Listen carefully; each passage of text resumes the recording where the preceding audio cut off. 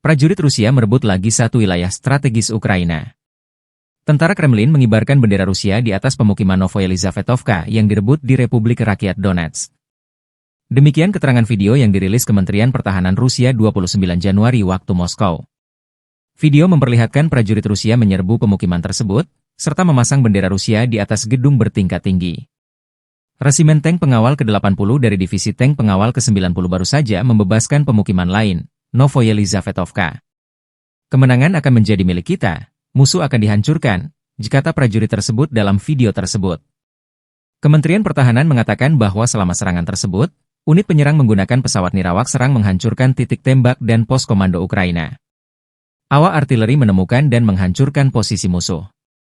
Awak penyerang kemudian membersihkan rumah dan bangunan dari pasukan Ukraina yang tersisa dan membebaskan pemukiman tersebut.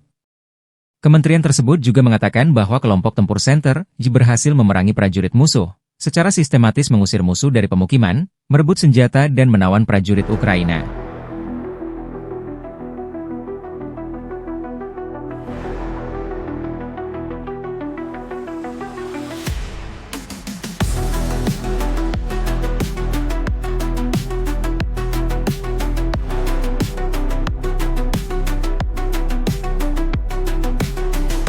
Download Tribun X sekarang, menghadirkan lokal menjadi Indonesia.